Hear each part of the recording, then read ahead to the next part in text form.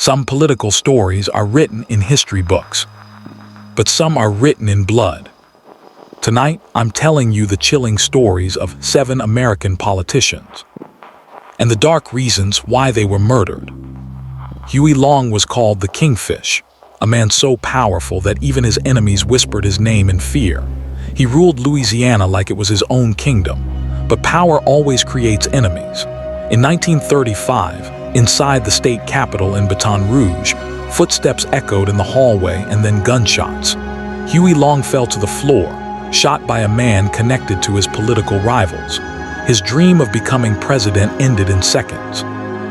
Robert F. Kennedy brought hope to millions. He had just won the California primary, and people believed he would become the next president.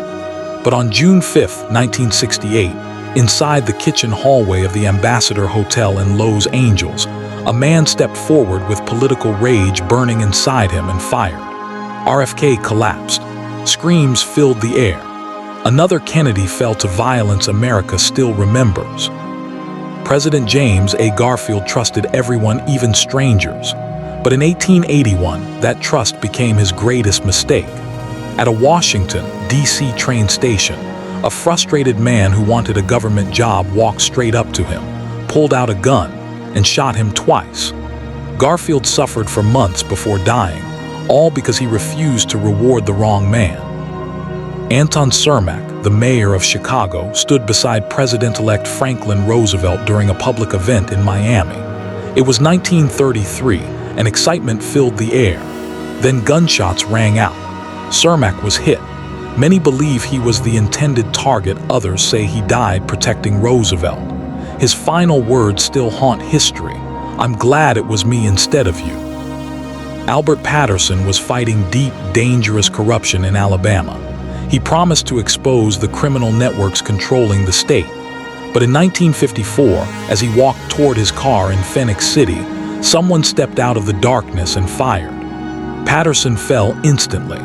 His death proved that when you fight corruption, corruption sometimes shoots back.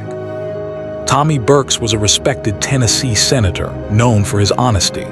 But in 1998, his political opponent was desperate to win. One morning on Burke's own farm, the opponent drove up, pointed a shotgun, and murdered him.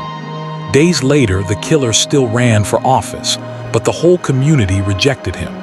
Burke's wife won instead, turning tragedy into justice.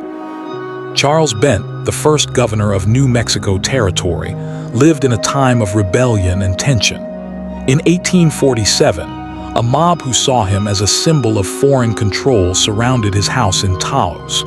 They broke in, dragged him outside, and killed him brutally. His death showed how political change can ignite deadly anger.